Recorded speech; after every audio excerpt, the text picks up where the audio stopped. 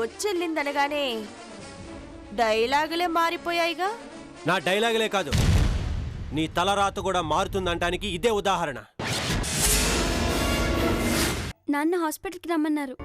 మరి అక్కకి నొప్పులంటే వెళ్ళాలిగా. నా బదులు నువ్వు వెళ్తావా అక్క?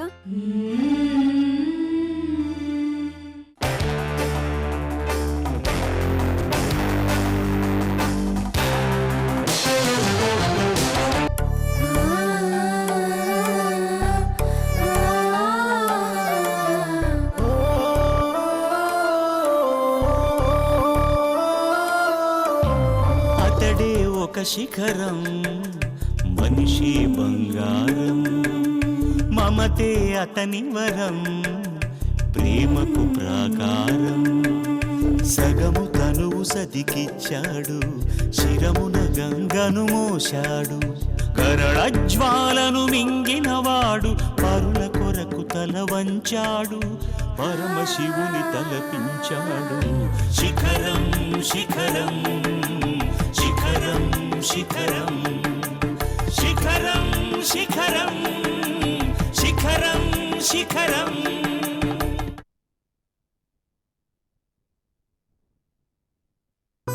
నేను ఇక్కడే ఉంటాను. నా గురించి భయపడాల్సిన పని లేదు. ప్రశాంతంగా ఉంటాను. త్వరగా వెళ్ళరా అక్క. సరే, నేను లేను కదా అని నీ ఇష్టం వచ్చేట్టు చేయకు. టైంకి తిను, జ్యూస్ కలిపి పెట్టాను, తాగు. మీ అక్కకి డెలివరీ అవ్వగానే నేను వచ్చేస్తాను. జాగ్రత్త.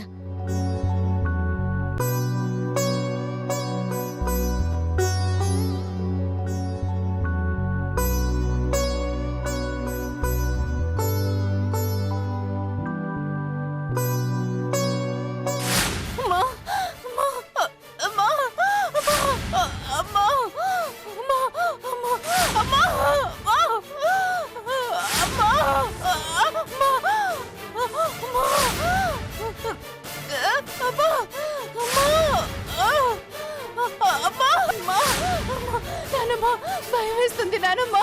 నువ్వు కూడా రా నానమ్మా. నానమ్మా అమ్మా అమ్మా అమ్మా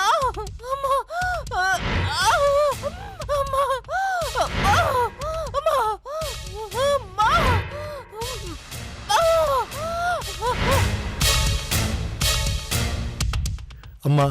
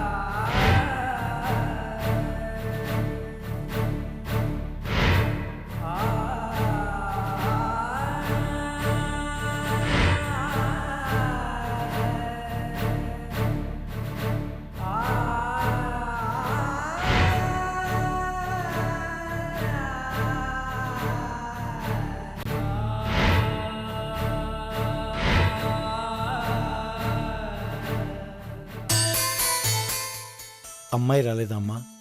కడుపుతో ఉంది కదా, తనెందుకని నేనే వచ్చాను. గంగన్ లోపలికి తీసుకెళ్లారా? నువ్వు వచ్చే ముందు లోపలికి తీసుకెళ్లారమ్మా. తొలి కానుపు కదా, భయంతో బిడ్డ అల్లాడిపోతోంది. భగవంతుడు దయ వల్ల అది త్వరగా ప్రశ్నిస్తే బాగుండమ్మా.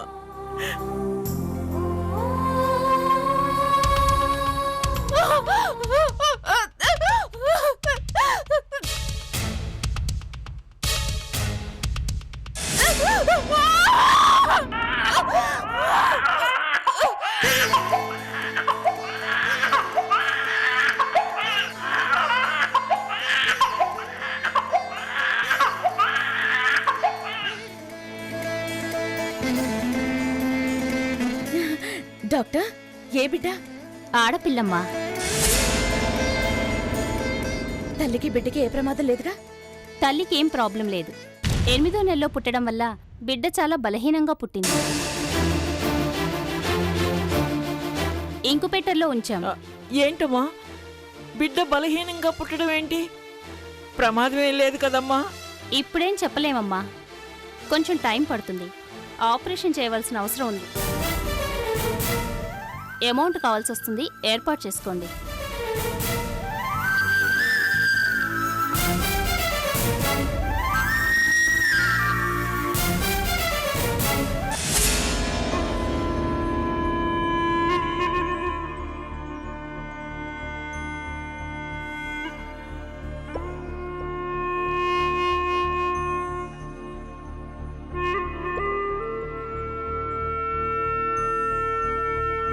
భార్య హాస్పిటల్లో ఉందని తెలిసి నిమ్మకు నీరెత్తనట్లు ఇంట్లో కూర్చునే మగాన్ని నిన్నే చూస్తున్నానయ్యా.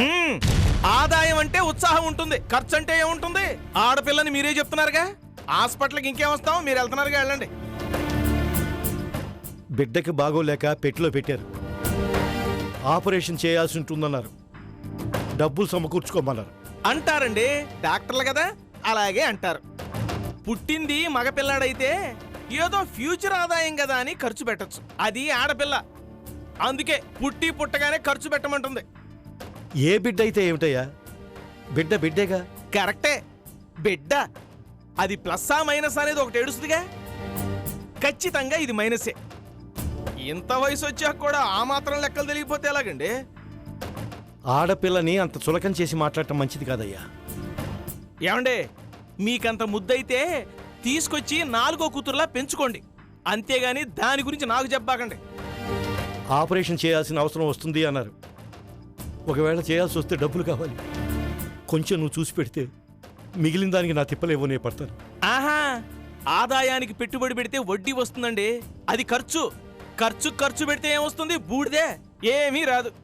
కాబట్టి నయా పైసా కూడా నేను ఇవ్వను, నన్ను అడక్కండి. అలా అంటే బిడ్డ ఏమైపోవాలయ్యా? ఏమైతే నాకేంటండి, మీకేమైనా అయితే నాకు సమస్య గాని అగ్రిమెంట్లో దాని పేరు లేదుగా. కాబట్టి నాకు ఏ బాధ లేదు. పసిబిడ్డ గురించి ఇలా జాలి లేకుండా మాట్లాడతావేంటయ్యా? పసిబిడ్డ కానీ అది ఆడబిడ్డ. ఆడబిడ్డ మనం పెంచి పెద్ద చేసి పై చదువులు చదివించి మనం అన్నీ చేస్తే, మనమే కట్నం ఇస్తే ఏ ఇంటికో పోయి ఆ మొగుడి సంతోషం కోసం, ఆత్తింటి సుఖం కోసం బతుకుతుంది. అంటే మన ఖర్చులతో ఊళ్ళో వాళ్ళని సంతోషపెట్టడం అన్నమాట. నాకు అవసరం లేదు, మీరు బయలుదేరండి. ఏమండి, బతికితే తెచ్చి పెంచుకోండి, లేకపోతే అవతల పారేసిరండి. That's all. నేను కని, నేను పెంచి, నేను సాగితే రేపు నాలాంటి తల్లిని కూడా పుట్టడానికి వీడు ఒప్పుకోడని నువ్వు కడుపులో ఉన్నప్పుడే మెమ్మకు తెలుసుంటే ఈరోజు నువ్వనేవాడి ఉండేవాడి కాదు. అమ్ముంటేనే బిడ్డ, నీలాంటి గొడ్డుంటే కాదు. ఈ ముసలోడికి కనీసం ఒక్క మగపిల్లాడైనా పుట్టుంటే ఆదాయం రుచి ఏంటో తెలిసేది, ఖర్చులో ఉండే బాధ ఏంటో తెలిసేది. వీడికి జన్మలో తెలిసే అవకాశం లేదండి, లేదంతే.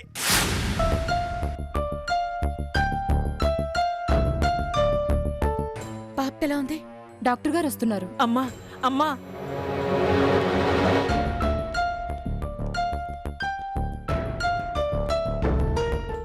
డాక్టర్ గారు, పాపకి ఎలా ఉంది?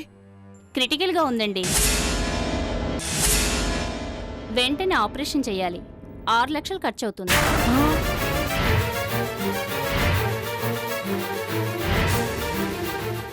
Amount ready చేసుకోగలరా?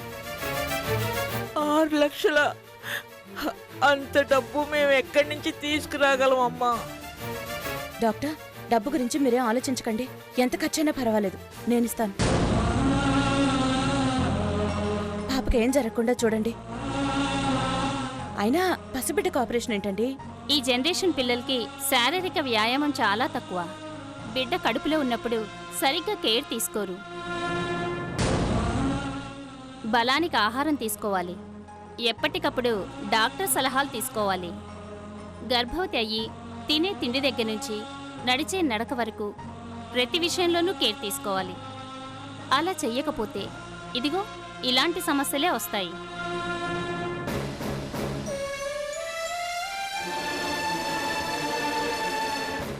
అమ్మా, అయ్యో అదే నానమ్మా, మీరు నాకు దండం పెడతారేంటి? నేను చిన్నదాన్ని. చిన్నదానవైనా నీ పెద్ద మనసుకి చేతులెత్తి నమస్కరిస్తున్నానమ్మా. నువ్వు లేకపోతే మేమేం చేయగలమమ్మా? ప్రాణం పోతుంటే చూడడం తప్ప మేమేమీ చేయలేం కదమ్మా.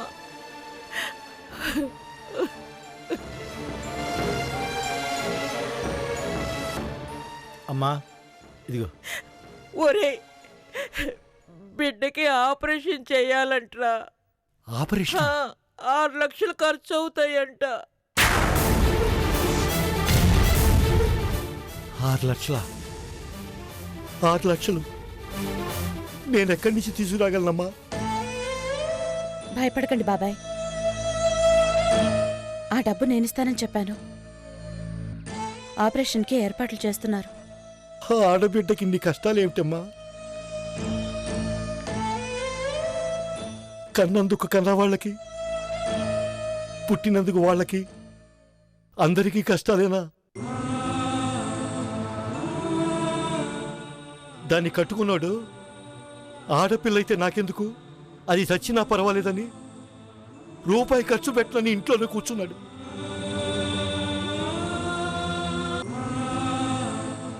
వాడినోడు పడిపోను, ముందు వాడు పోతే గాని ఇంటికి పట్టిన శని ఇరగరావుదురా. ఆపరేషన్ జరుగుతుంది కదా బాబాయ్, ఏం భయపడకండి. బంగారు తల్లి.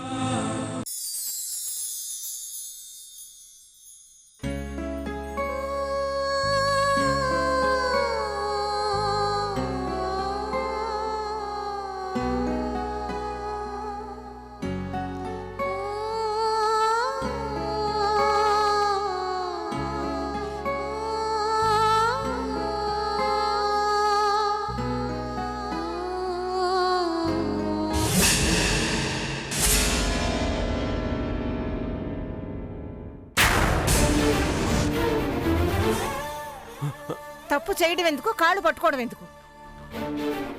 నిజంగా నేనే తప్పు చేయలేదమ్మా. ఎందుకురా? కళ్ళ ముందు కాగితాలు సాక్ష్యాలుగా కనిపిస్తుంటే ఇంకా నన్ను నమ్మించాలని చూస్తున్నావు? నువ్వు చూసింది నిజమేనమ్మా, దానికి కారణం నీకు తెలుసు. ఎంత పెద్ద కారణమైనా మీ అన్నయ్య చేసే మంచి పనికి స్టే ఆర్డర్ తెస్తావా? 10 మందిలో ఈశ్వర్ పరువు తీస్తావా? అమ్మా, అన్నయ్య పరువు తీసే పని నేనెందుకు చేస్తానమ్మా? చెయ్యాల్సిందంతా చేసి నేనెందుకు చేస్తానమ్మా అంటావేంట్రా? ఆ రోజు ఇలాగే వచ్చి మారేనమ్మా, నేను మనిషిని అయ్యానమ్మా అంటే నిజమే అనుకున్నాను.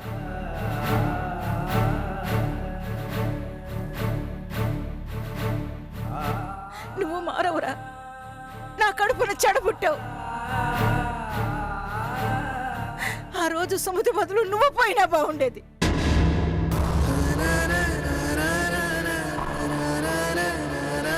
నాలుగు రోజులు ఏడ్చి ఊరుకునేదాన్ని, ఇలా బతుకంతా ఏడ్చే బాధ తప్పేది.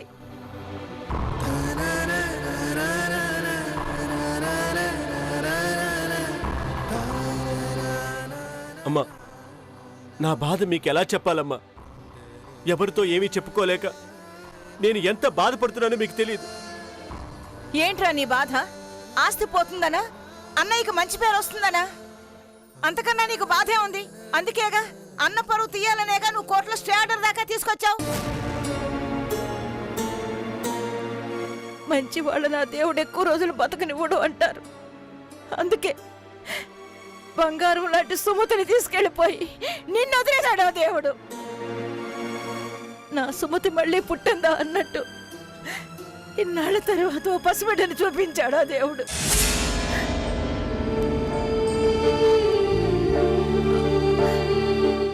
ఆ చిన్నదాన్ని చూసిన దగ్గర నుంచి అయ్యో వీడు మారేక సుమతి లేకుండా పోయిందే, తను బతికుంటే అంత బిడ్డతో ఆనందంగా ఉండేవాడు కదా అని బాధపడ్డాను. కానీ సుమతి చనిపోయి అదృష్టవంతురాలైందని ఇప్పుడే అర్థమైంది. పాప సుమతిలాగే ఉందమ్మా. ఉంది కాబట్టే ఇంత గుర్తుంది. అరికాల్లో పుట్టిమచ్చతో సహా అచ్చు సుమతి పోలికలే. అమ్మా నువ్వు వెతుకున్నావా? దాని మొహం చూస్తే కసాయి వాడికి కూడా కనికరం వస్తుందిరా.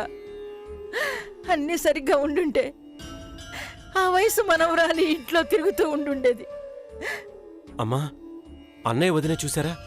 అన్నయ్య పాపనెత్తుకున్నాడా? అందరూ చూశారు. నువ్వు చూసుండుంటే సుమతి గుర్తొచ్చే నీ బుద్ధి అయినా మారేది.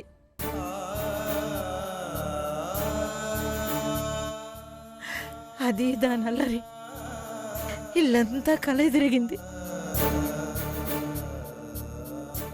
ఏదో అందరూ పరిచయం అన్నట్టు అందరి దగ్గరికి నవ్వుతూ వచ్చింది.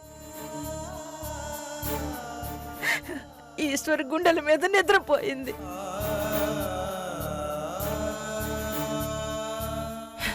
ఎందుకు లేరా దాన్ని గుర్తు చేసి ఇంకా బాధ పెడతావు? నువ్వు మారవు, నీ బుద్ధి మారదు. నువ్వు మారనంత వరకు నీ బతుకు మారదు.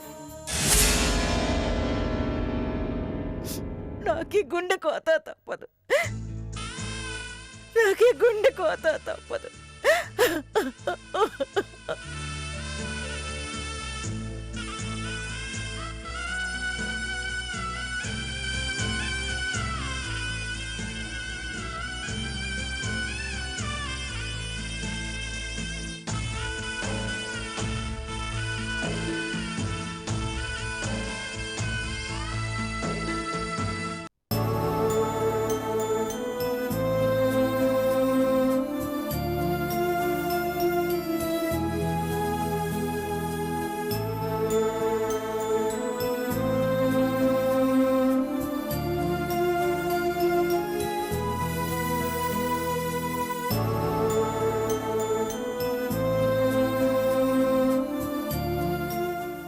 మా ఇంటి దరిద్రం పుట్టగానే ఆ బిడ్డకు కూడా పుట్టినట్టుందమ్మా. గౌతమ్ని ఇక్కడికి పంపించకుండా నేనే ఇక్కడికి రావటం మంచిదైంది. ఇవన్నీ గౌతమ్ చూస్తే ఇంకేమైనా ఉందా? తీసుకురాకుండా మంచి పని చేశావమ్మా. కడుపుతో ఉన్న పిల్ల బిడ్డనట్ట చూసి తట్టుకోగలదా? మీరు కూడా వెంటనే ఇలా జరిగింది అని గౌతమ్కి చెప్పకండి. నేను చెప్పను, నిదానంగా చెప్దాం. అలాగేనమ్మా.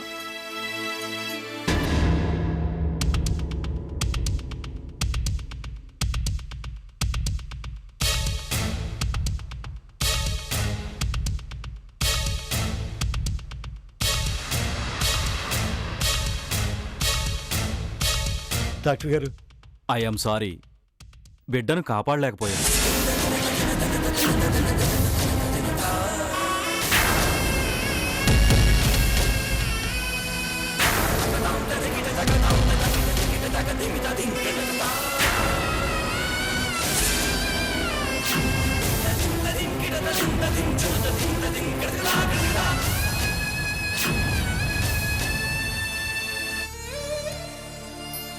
అమ్మా అమ్మా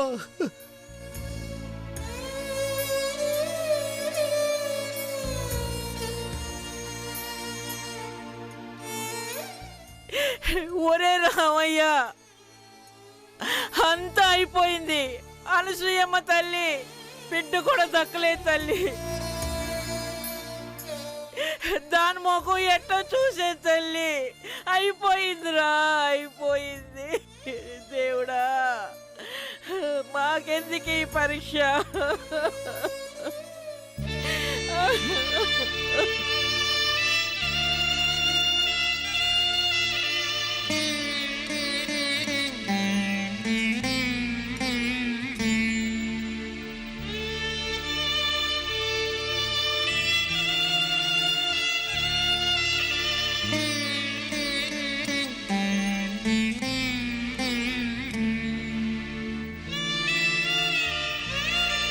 ఏ నర్సమ్మ, ఎందుకలా ఏడుస్తున్నారు?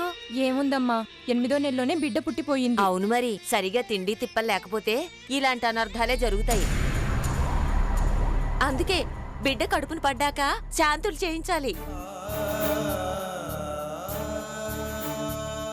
తల్లి బలహీనంగా ఉంటే కడుపులో బిడ్డ ఎదగదు. సరిగా పోషణ అందకపోతే ఇదిగో ఇలాగే జరుగుద్ది.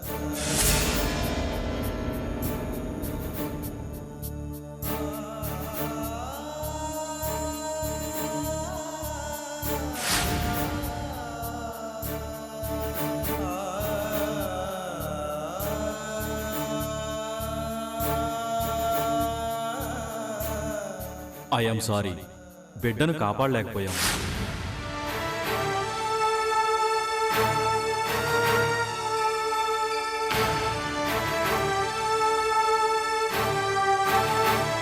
సరిగా తిండి తిప్పలు లేకపోతే ఇలాంటి అనర్థాలే జరుగుతాయి.